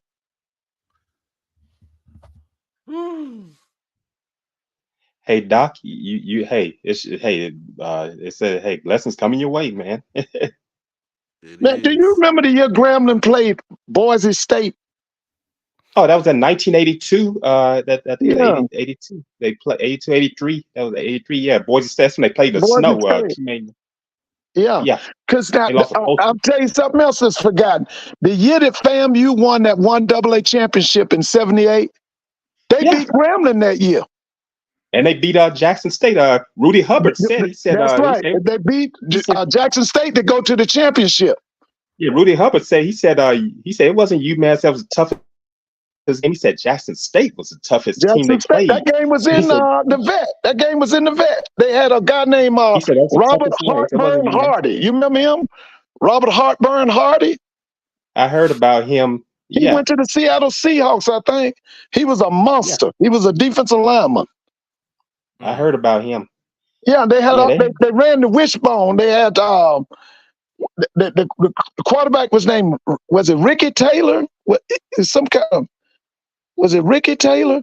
Yeah, I know. He was from Waycross, Georgia. He was from Waycross, Georgia, and they had all them backs. It was Perry Harrington. I think it was one guy was named Patton. Yeah, I heard about those guys, and they were something else, man. But see, before they beat before they beat Jackson, FAM beat Grambling in Miami, Florida. Yeah, Dad talked about Ike Williams. He said Ike Williams ran wild in that game. That's right. And, Ike is deceased now. Okay, yeah, Dad talked about him. Yeah. Yeah, that's right. Yeah, that was Albert Chester and Tyrone McGriff. That guy was the truth, man. Both of them guys. Actually, that McGriff guy, he was the captain. It was Tyrone McGriff. Is that the one? McGriff. He was. He went to the Steelers. Is that the one that played in the championship game for FAMU? Huh? Yeah. Was that the one that played the championship game for FAMU? Offensive lineman. Yeah, he was offensive lineman. They had another big boy from Virginia. What's that boy? He went to the Raiders. His name was Clarence Hawkins. Do y'all remember him? You had Albert Chester, Clarence Hawkins, Ike Williams, Michael Solomon. They had a boy named McFadden. He went to the Indianapolis Colts. They had Kaiser Lewis. You remember Kaiser Lewis? He played center. He was like 6'5", 6'6". They had a guy tight end named Michael Sorey. Wyman Daniels, he was a sprinter. Because FAM back then didn't really throw the football a whole lot. They played wishbone. No, they ran the Ohio State version of what we would call a wing eye. They ran a fullback, a I back, a power I formation. Well, not it didn't have three backs. It had two backs, a wing back, and a wide receiver and a tight end. The wide receiver was Wayman Daniels. The tight end was Michael Sorey. The wing back was named Chris Douglas. The tailback was Ike Williams. The fullback was Hawkins, Clarence Hawkins. All them guys went pro. Yeah, all them. Albert Chester, I think he does the play-by-play for FAMU. He does. Network right now. He was smooth, man. He was out of Jacksonville. He was something else, man. Oh, he was something. Because see, Rudy Hubbard had coached Archie Griffin with the Ohio State Buckeyes. In '74, FAMU brought him to Tallahassee. Yeah. They brought him to Tallahassee. His first year, I think, was '74, '75. That was his first year. Man. Yeah. Oh, yeah. Mark Orlando was on his staff. And Fred Goldsmith. Mark went to Florida State. I think Mark went to Florida State. Alan Bogan coached under a lot of coaches. Bogan was from Youngstown, Ohio. That was Rudy Hubbard's homeboy. He was the offensive coordinator. And see, when Bogan first got to Florida A&M, he coached the offensive lineman. That's why their lineman was in great shape, because he ran them to death. Yeah, Bogan was he was more like a running back, but he coached offensive line. Yeah. He's on the offense, and he ended up coaching running backs as well later on. Yeah, he was Rudy Hubbard's right hand man. He was when Rudy left, when Rudy was fired, he stayed on coaching at FAMU. He coached with Billy Joe. See, all them Ken Riley and Billy Joe. Yeah, all them he stayed with all of them. He coached at FAM for many years. He went to Ohio University, I think. I think so. If he didn't go there, he went to their hometown was Youngstown. That's where they were from. Yeah, that's where they were from. Because he was working on his PhD. Yeah. See, I remember Alan. Is Coach Bogan still living? You don't get no type of stuff right here on any other show stuff for here. We get all this good stuff. We talk about all this history. We don't get nothing like that for nobody else's show except for on here. Yeah, man. Jackson State is down by 18 to Memphis right now. They still got 5 minutes. That's girls or boys? This men's. That's men. Okay.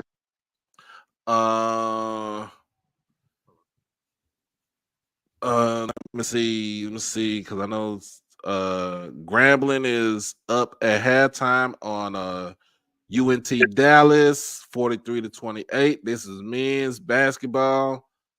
Alcorn is down by 34 against Arkansas, number 14 ranked Arkansas, 74-41. Yeah, they got a good program over there at Arkansas.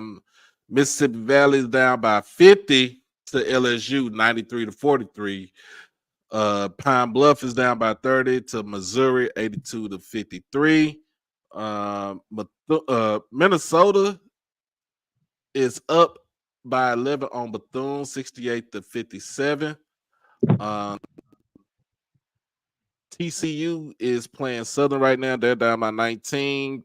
They're going into about the end of the first half, 52-33. Texas Southern and New Mexico has just started out 8. New Mexico's up by 1, 8-7, and then Prairie View beat Kansas Christian. That's a NAIA school, 89-66. That was earlier today. Ole Miss is up by 9 against Alabama State, 57-48. So that is on the SWAC side. That's just all basketball right there. So we're gonna cover all that stuff this year. MEAC,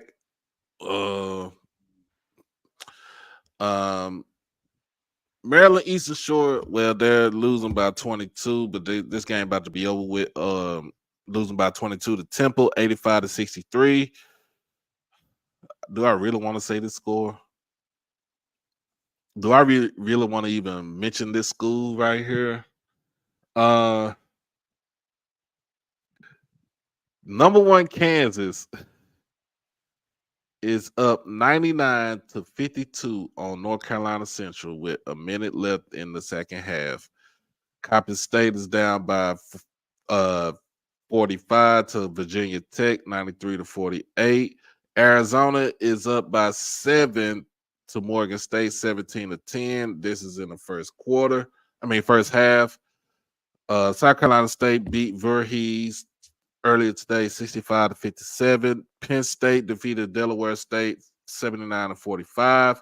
Norfolk State up big on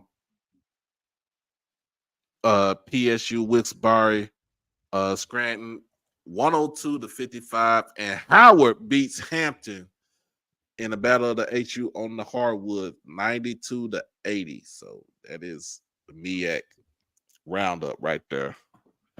So we gonna take this on the road in a little bit. A really good coach, man. But yeah, I know some people who we were talking about people gonna be on the hot seat. I know another person that's gonna be on the hot seat, He don't get it done this weekend. Who is that? Clarence McKinney. Yeah, I think it's over for McKinney. He gonna be on that. He gonna be on that hot seat for. Well, he ain't gonna be on the hot seat. He is on the hot seat. Yeah. Now, who is he playing this weekend? They got Alcorn. That's right. That's Sunday. That's a Sunday game. Yeah. Oh, okay. Mm. Yeah, that's the Sunday game. Right. They moved that game to Sunday for the soccer playoffs. Right. Let's see who else is out there. Now, Steve Wiltshire did get fired earlier today from Morehouse. For what? He did? Yes. Oh man. For what? I don't. It was basically because it was a season that they didn't want to have. Like they went 1-9. I'm like, but what is it always you tell me on here that their schools had to invest? Right? There you go. And they don't. And if you're not investing in if you're not investing in your institution on making football and all your other sports a big priority on top of with academics, how can you tell me that this coach only been there for 8 months? He wasn't even there for a whole year. And you're not going to give him the necessary things for him to be able to compete and to succeed. It's crazy because he sent he sent them a letter. In fact, I sent it to my people over on HBCU Nightly. And, you know, it was crazy. I'm like, I'm reading and I'm like, y'all didn't give this man a chance. What was you trying to do? Well, they're glad to get someone to coach. I mean, but I'm just saying though, like, yeah, I'm just saying though, like, was you trying to make him like Jesus? Was he gonna turn water into wine? You couldn't do that. Yeah. Yeah. Like, you know, it's just one of them things where I'm like, okay, you back on the light. You got to be able to get them something, give them something. Yeah. I mean, so now both Morehouse and Clark Atlanta got to look for new head coaches. They do it every 2 years. Yeah. That's every crazy. 2 years. They don't let nobody stay there. That's why I've never taken. I'm a Clark graduate. I've never taken sports. Now I was a Morris Brown fan. I was a Morris Brown fan because they would bring in the South Carolina States, the Florida A&Ms, the Tennessee State, and I respected that about them. But nobody else cared. Mm-hmm. I mean, we had programs that you couldn't take. Now there was a guy. He had been a tight end for the Redskins. He came in and he did a good job at Morehouse. Oh, I can't. He played with Doug Williams when they went to Redskins together. I think he was a Wichita State graduate or player or something. Anthony Jones. Anthony Jones. He did a great job. Alabama A&M. That's right. Yeah. He left Morehouse and went to Alabama A&M. He did a good job. And you got to remember, they brought Doug Williams over there. They brought Doug stayed 1 year and left. And his defense coordinator was Todd Bowles. That's who his defense coordinator. Yeah, Todd was his defense coordinator. Yeah. Yeah, they played with the Redskins together. Yeah. And see Anthony Jones on his stat. They had a tough defense. And they had Bronski Towns was defense coordinator. Yeah, man, Bronski was a legendary defense coordinator for many years, man. Oh, yes. Yeah, so here's the letter that he that was sent that he wrote. So he said, after a hard-fought 8 months, my time has come to an end at my alma mater, Morehouse College. Please know that I try every day to uplift my beloved Morehouse. Statistically, we improved in almost every category. We played a challenging schedule with only 2 home games.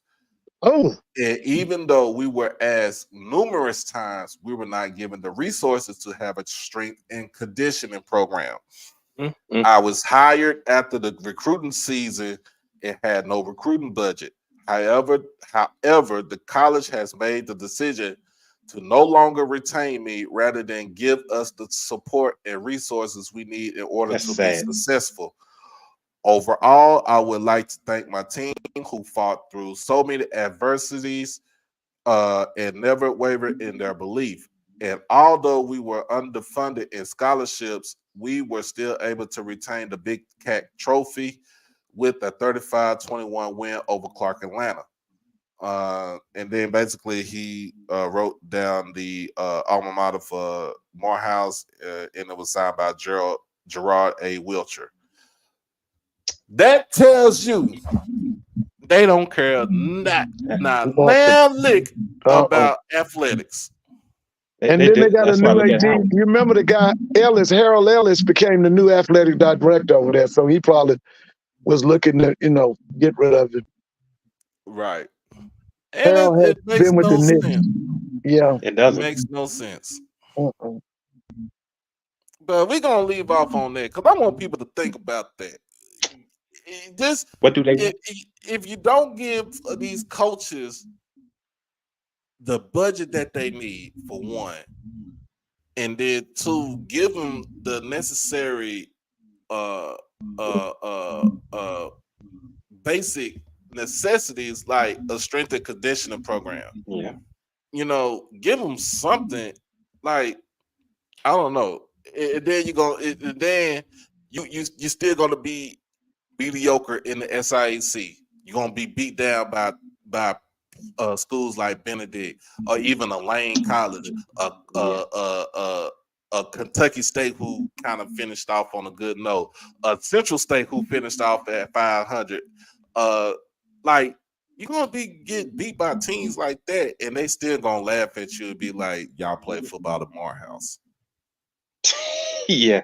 Yeah, it's not a problem at Morehouse because let me tell you, Morehouse has more money than Bethune-Cookman does, and Bethune-Cookman plays Division I athletics. Look at Morehouse's endowment and look at Bethune-Cookman's endowment. Morehouse has more money, but it's not a priority to them. That's why nobody takes them serious when it comes to athletics. Now sometimes they'll come up with a decent basketball team, decent track team, but they can do a whole lot more than what they're doing, but they don't care. Sports is not a priority for them. It's not. Because they got more money than Bethune-Cookman. And Cookman play in the SWAC. So look at Morehouse and Howard.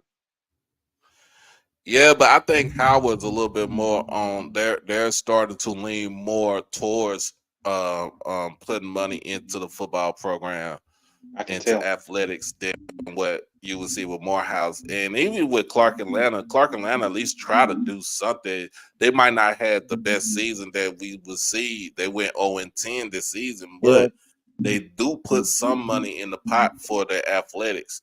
But you know what I'm saying? Now, if Morris Brown get all the way back and they decide to bring back sports, that I'm gonna tell you, Morehouse gonna be on the outside looking in. That's true. Morris Brown Wolverines. That was purple. What's purple and black?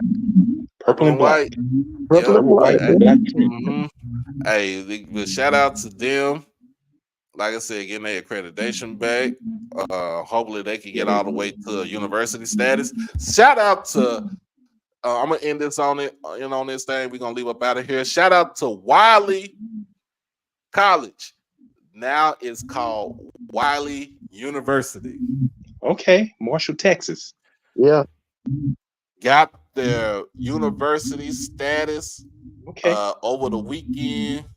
So they did get, I think they got like 3 graduate programs at the school now. So congratulations to Wiley University now.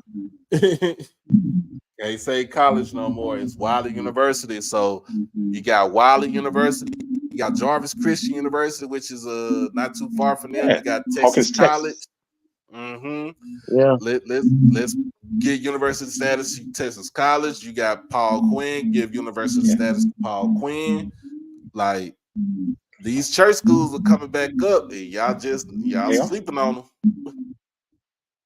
I told you it's a golden era for HBCUs right now. We just got to cash in on it. It is. Benedict, Allen, all these different schools. Edward Waters. Yeah. Oh yeah. But we're gonna leave off of this right here. So I appreciate everybody for just coming up. Same always, Chuck. Mr. Ford, I appreciate you. I thank you for coming on as always. Are we gonna be on this I might try to show up down there in Tallahassee myself. So I know you need to be there. I ain't got no choice but to be there now. Yeah, if I'm gonna try to show up down there, because I would love to see that game. What did you say, Chuck? I said, Dr. Laura is taking care of it for you. The ball's that was a blessing, man. That was a blessing. That is. But yeah, I appreciate y'all. We'll be back on this thing. We'll be back on this thing Thursday. I think I'm off on Thursday. Okay. We'll get the preview for the weekend games and stuff. Okay. All right, listen, y'all have a good night. Same to you, man. Mr. Ford. Okay. All right. All right, you all take care. Take care, Doc. Take care. But yeah, man. Yeah, look. Y'all just don't know. Y'all just don't know. Mr. Campbell, Dr. Lori, Dr. D, man, they MVPs. Two Rattlers and a Bison. Yep, then I'm gonna be in tally. So let me give my shout outs to everybody who put some money in the pot. Of course, shout out to my bro Chris Dukes. EA as always, Miss Zamoria, Miss Lisa, appreciate you on that. And Miss Mary, I love you. Thank you. She been riding with the channel for the longest. I appreciate you on that as always.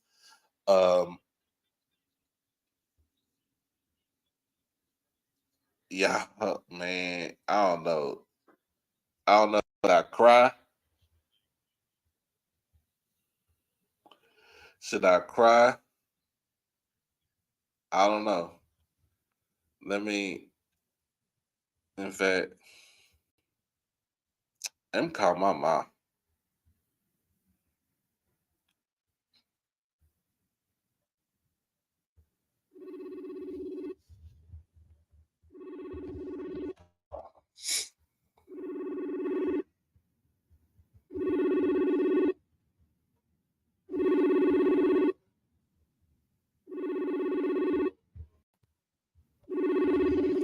I know my mom. I just called my mom.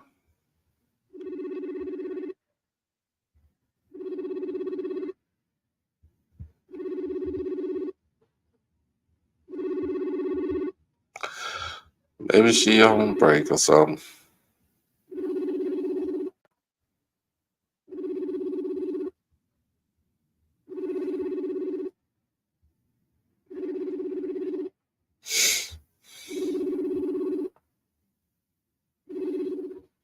I'll call her tonight. I'll call her back tonight.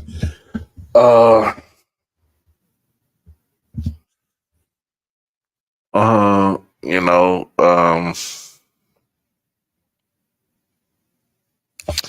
just sitting there and doing this thing, you know, being independent.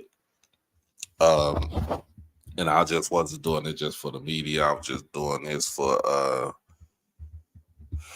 just for the love of it. But you know, at the end of the day, this kind of turned into a second job for me. Man, I don't know. I'm just blessed. Even with all the stuff that's going on, even with, you know, just little here and there and stuff. I'm so blessed to have everybody on here that can basically get it all done, and I'm just truly blessed, y'all. That's it. That's all I can say. That's all I can say.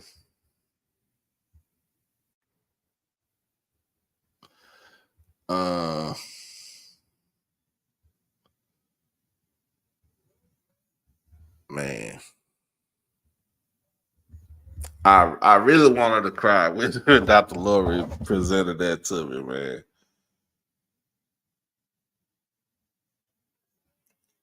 Like, it was, man.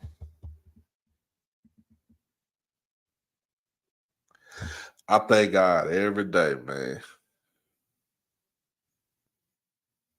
I thank God every day that I'm above ground, that I get to open my eyes up every time. And I'm just blessed and humbled all together. Just blessed and humbled all together. Y'all just don't know, man. Y'all just don't know. Jesus. But if you haven't done, make sure if you haven't done it yet, make sure you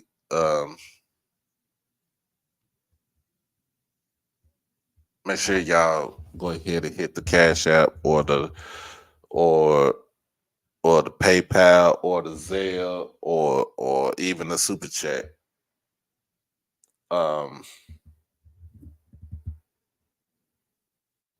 Man, it's one of them things, man. Look,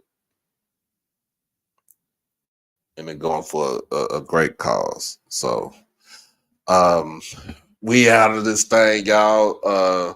I know everybody done head on over to Ken Clark and the 1400 Club. But as always, make sure that you like this stream. Make sure you share this with everybody. Don't matter who it is. Make sure you comment. Make sure you subscribe to the channel. I'm your boy, Doc Holliday. This has been the HBCU OverDrive Top 10 Live Show in conjunction with HBCU OverDrive, brought to you by WeWorkForEverything.org. Make sure you check out that website to get all your hoodies, your long sleeve shirts, your short sleeve shirts, any accessories that they got on sale. Make sure you peruse the all the merchandise, and make sure you buy black, because that's what this is all about. I'm your boy. I am the voice of HBCU culture, and this is where HBCUs matter. If y'all can hear me, y'all can see I am still I'm still in shock and I'm still in awe. But God is good though, y'all. But we'll be back on this thing on Thursday. Predictions, and got my bro Nick Eden, HBCU Twitter Weekly. He'll be on here Thursday. But as always, man, y'all be blessed. Y'all stay safe. Hug your loved ones, because again, one day they here, and the next day they gone. We out this thing. And remember, go vote.